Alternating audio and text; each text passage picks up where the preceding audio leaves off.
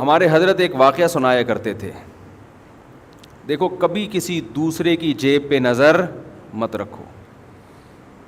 اللہ تعالیٰ غیرت مند لوگوں کو بھی کھلاتا ہے، بغیرتوں کو بھی کھلاتا ہے. کھاتے ہوئے ہم نے بغیرت بھی دیکھے ہیں،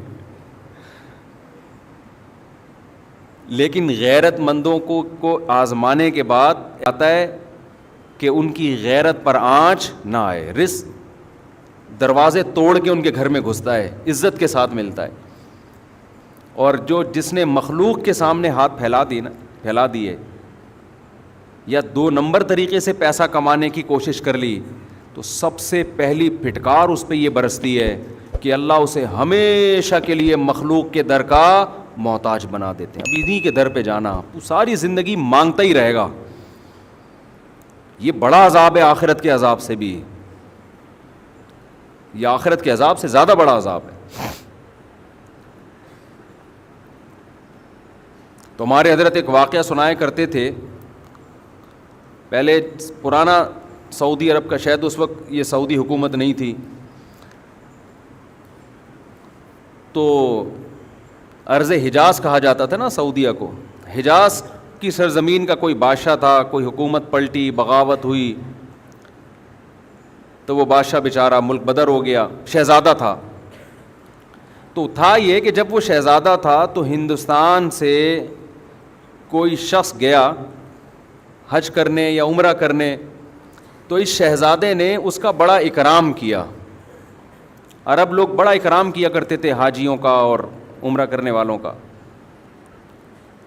تو اس ہندوستانی نے اس شہزادے سے کہا کہ میں ایک غریب آدمی ہوں، آپ نے مجھے اتنی عزت دی صرف حاجی ہونے کی وجہ سے یا عمرہ کرنے والے کی وجہ سے، کبھی آپ کو زندگی میں ضرورت پڑے اور ہندوستان آنا ہو تو میرے گھر ضرور آئیے گا. حالات کا کچھ پتہ نہیں ہوتا. اس شہزادے نے ہنس کے کہا کہ میں شہزادہ ہوں بھائی، مجھے تیرے گھر ہندوستان جانے کی کیا ضرورت ہے، میں شہزادہ ہوں بھائی، میں کیوں کسی کے در پہ ہاتھ پھیلاؤں. اس نے پھر بھی احتیاطاً اس کو ایڈریس دے دیا، کبھی آنا ہو ہندوستان تو آ جانا. اللہ کی قدرت کے بغاوت ہوئی. آپ کو پتہ ہے جب بغاوتیں ہوتی ہیں تو بادشاہ فقیر ہو جاتے ہیں، بھکاری بن جاتے ہیں در در کے. یہ شہزادہ ملک بدر ہو گیا، بھاگ گیا، کہاں جاؤں، کون ٹھکانہ دے گا. اس کو وہ اپنا پرانا دوست یاد آیا ہندوستان میں. یہ سفر کرتے کرتے، ایڈریس تلاش کرتے کرتے اس ہندوستانی کے گھر میں پہنچا. دروازہ نوک کیا، اس نے پوچھا کون ہے، کہا میں وہ ہوں. یہ حیران ہو گیا کہ یار یہ شہزادہ آج میرے در پہ کیسے. اس نے اپنی حالت بتائی کہ بھائی بات یہ ہے کہ حالات خراب ہو گئے، بغاوت ہو گئی، میں مجبور ہو گیا، تو مجھے ٹھکانہ چاہیے. اس کمبخت نے ایک شعر پڑھا جس میں اس کی توہین. وہ شعر فارسی میں اس کا مفہوم آپ کو بیان کرتا ہوں کہ حاجت اور ضرورت ایسی چیز ہے جو بادشاہوں کو بھی گیدڑ بنا دیتی ہے. کہ تو بادشاہ تھا اور حالات نے تجھے کیا بنا دیا، آج گیدڑوں کی طرح کھڑا ہوا ہے میرے در پہ. دیکھو حاجت کیسی چیز ہے. فقیر شہزادوں کو بھی کیا بنا دیتی ہے، گیدڑ بنا دیتی ہے. یہ چونکہ شہزادہ ہے، شہزادوں والے بلڈ تو وہی تھا نا اس میں، شہزادوں والا. اس نے شیر کا جواب شیر میں دیا. غضب میں آ گیا نا. اس نے کہا شیر نر ہمیشہ شیر نر ہی ہوتا ہے. ایسا ہمارے حضرت جب یہ شعر سنایا کرتے تھے حضرت کی کیفیات ہوتی تھیں. شیر نر کبھی بھی گیدڑ نہیں بنتا، وہ شیر نر ہی، شیر بھی نہیں، نر شیر، ببر شیر. اور اگر کوئی حاجت اسے گیدڑ بنانے کی کوشش کرے، وہ ایسی حاجت پہ 100 جوتے مارتا ہے اور یہاں سے یہ کہہ کے پیچھے واپس چلا گیا. اب یہ ہندوستانی اس کے پیچھے پیچھے، بھائی معاف کر دے، میں نے تیری توہین کی، مجھ سے غلطی ہو گئی، پاؤں میں گر رہا ہے، رو رہا ہے. اس نے کہا نا نا نا نا نا، شیر نر ایسی 100 حاجتوں پہ 100 جوتے مارتا ہے. اللہ یہ چاہتے ہیں کہ آپ اگر فقیر بھی ہو مزاج کیسا رکھو؟ شہزادوں والا. سمجھ میں آ رہی ہے بات کہ نہیں آ رہی ہے؟ فقیر بھی ہو مزاج کیسا رکھو؟ شہزادوں والا. اور ہمارے حضرت نے رکھا. فرماتے تھے میں جب مدرسے میں دارالعلوم کورنگی میں شیخ الحدیث تھا, کتنا بڑا مدرسہ اور وہاں کے شیخ الحدیث, تو حضرت مفتی محمد شفیع صاحب رحمہ اللہ تعالی نے فرمایا کہ دارالعلوم کورنگی میں جو بیل ہے اس کی تنخواہ یہاں کے شیخ الحدیث سے زیادہ ہے. پہلے حل بھی چلایا جاتا تھا نا وہاں, اس پہ زیادہ خرچہ ہو رہا ہے. یعنی تنخواہیں بہت تھوڑی تھیں, وسائل نہیں تھے. فرماتے ہیں میرا ایک چھوٹا سا چھپڑا تھا. ایک دن ایک شخص آیا, انڈے بیچنے والا نا, کہ آپ, وہ سستے انڈے بیچ رہا ہوگا, کہ آپ ہم سے روز کے حساب سے آپ بتا دیں میں اتنے انڈے آپ کے گھر دے کے چلا جایا کروں گا. حضرت نے فرمایا ہمیں ضرورت نہیں ہے. فرمایا اصل بات یہ تھی کہ ہمارے پاس انڈا کھانے کے پیسے بولو نہیں تھے, انڈا کھانے کے پیسے نہیں تھے. اتنے بڑے عالم جن کو مفتی اعظم کہا جاتا ہے. اور فرمایا کہ ایک دن ہمارے گھر ایک مہمان آیا, ہم نے دال رکھ دی اس کے سامنے لا کے. کچھ دنوں بعد دوبارہ آیا, ہم نے دال رکھ دی. پھر کہیں سفر پہ کہ کوئی حضرت کے ریلیٹیو تھے, پھر آیا, ہم نے دال رکھ دی. کہہ رہے ہمیں تو کبھی خیال بھی نہیں آیا کہ ہم دال کھلا رہے ہیں اس کو, خود بھی کھا رہے ہیں. تو وہ کہنے لگا آپ کے گھر میں دال ہی پکتی ہے, اس کے علاوہ کچھ نہیں پکتا؟ تو حضرت کہتے ہیں اس کے بتانے سے ہمیں خیال آیا کہ ہم بہت دنوں سے کیا کھا رہے ہیں, دال. کہتے ہیں میں نے اس کو تو چپ کرانے کے لیے کیا, حلال اتنا ہی ملتا ہے اس کو چپ کرانے کے لیے میں نے. لیکن فرماتے ہیں میرے دل کی حالت یہ تھی, اللہ نے ایسے میرے دل میں جذبہ ڈالا تھا کہ مجھ سے بڑا مالدار دنیا میں کوئی نہیں ہے, میں اس کا بھی مستحق نہیں ہوں. اللہ مجھے روزانہ دال کھلا رہا ہے, میں اس کا مستحق نہیں ہوں کہ مجھے کھلائے.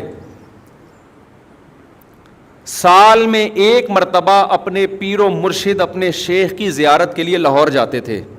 اس کے ٹکٹ کے پیسے نہیں ہوتے تھے, تو ہر مہینے تنخواہ سے تھوڑے تھوڑے پیسے بچا کے ٹرین کا ٹکٹ سال میں ایک دفعہ خریدنے کے قابل بنتے تھے. لیکن فرماتے ہیں ایسی ٹھاٹ باٹ والی زندگی میں نے رکھی ہوئی تھی کہ لوگ مجھ سے قرضہ مانگنے کے لیے آتے کہ بہت بڑا سیٹ ہے بھائی, سمجھ رہے ہیں. میں بار بار بیان میں کہتا ہوں بعض لوگ حقیقت میں غریب ہوتے ہیں, بعض شکل سے کیا لگتے ہیں, بولو غریب. دل کا جو غریب ہوگا نا وہ شکل سے کیا لگتا ہے, غریب. اور بعض حقیقت میں مالدار ہوتے ہیں, شکل سے غریب, اور بعض حقیقت میں غریب ہوتے ہیں, شکل سے مالدار. یہ دل کی کیفیات ہیں جو ان کے چہروں پر نمایاں ہوتی ہیں. تو اللہ جب شکر کی توفیق دیتا ہے تو دل مالدار ہو جاتا ہے. تو حضرت فرماتے ہیں مجھے تو یہ ڈر تھا کہ مجھ سے شکر نہیں ادا ہو رہا, اللہ کی اتنی نعمتیں, مجھ سے سوال ہوا تو میرے پاس کیا جواب ہوگا. اور بندہ کیا کہہ رہا ہے, آپ کے گھر روزانہ کیا پک رہی ہے, دال. لیکن بندی اگر جو گھر میں ہے وہ ٹھیک ہو تو پھر یہ کیفیت ہوتی ہے. سمجھ میں آ رہی ہے بات؟ نہیں آ رہی میرا خیال ہے. مہمان نے کہہ دیا آپ کے گھر میں روز دال پک رہی ہے, بندہ افورڈ کر سکتا ہے, یہ تانا برداشت کر سکتا ہے, بھائی ہم جو پکا رہے ہیں تو نے کھانا ہے کھا, نہیں تو پتلی گلی سے نکل, یہی ہوگا نا.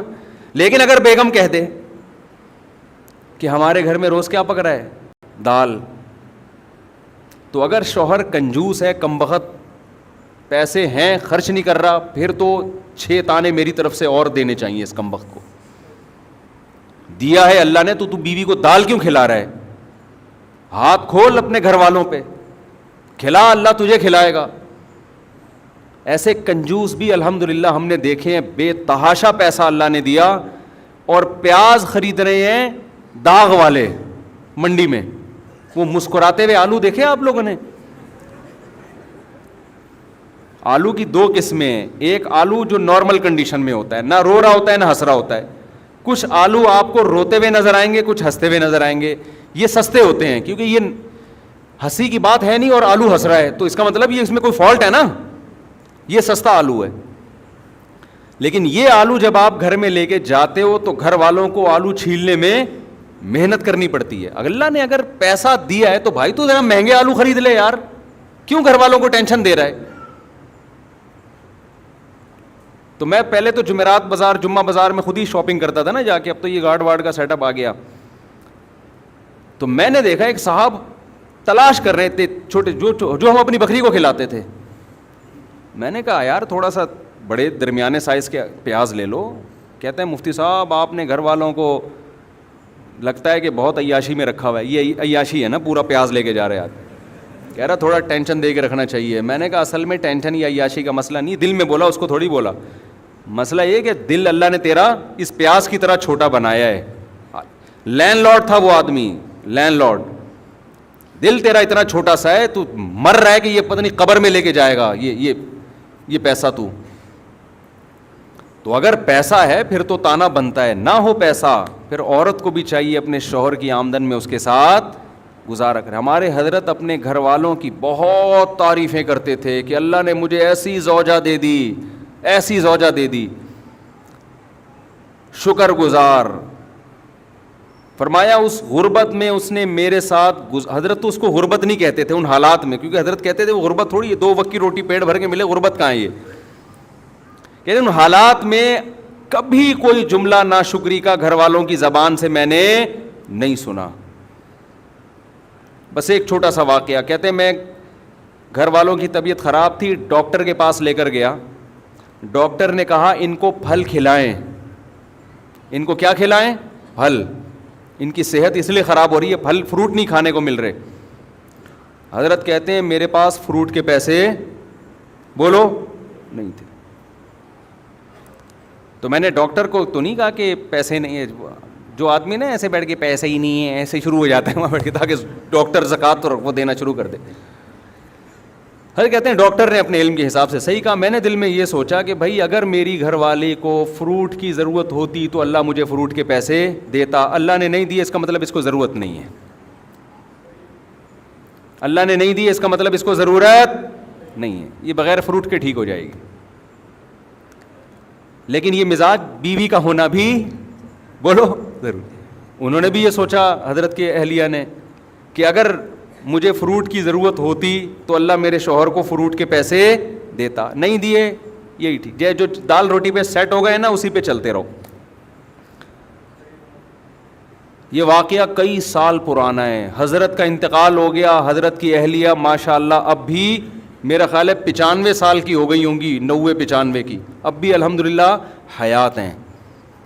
اور جو فروٹ کھانے والی تھی نا صبح شام بہت ساری چل بسیں. سمجھ میں آ رہی, جن کی بیویوں نے کہا فروٹ کھلا, تیرا باپ بھی کھلائے گا فروٹ کیونکہ ڈاکٹر نے بولا ہے. وہ پیزے برگر اور فروٹ کھا کھا کے ان کا انتقال ہو گیا, اور وہ الحمدللہ اب بھی زندہ ہیں بغیر فروٹ کے. توکل دیکھو, گورے کی ڈکشنری میں توکل, اللہ پر اعتماد, یہ ہے ہی نہیں. تو ہم بھی انگریز بنتے جا رہے ہیں کیلکولیٹر لے کے ہر چیز. جب اللہ نے دیا ہے پیسہ پھر تو کرو میرے بھائی. پھر حضرت کے پاس آخر عمر میں پیسہ بہت آیا, رزق کے دروازے اللہ نے کھول دیے.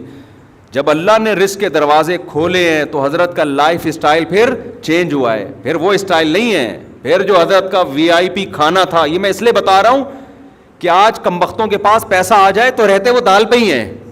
یہ بھی شریعت کی تعلیمات کے خلاف ہے. جب دے دیا اللہ نے تو کھلاؤ بھائی گھر والوں کو. پھر حضرت کا ناشتہ سیب کے بغیر بولو نہیں.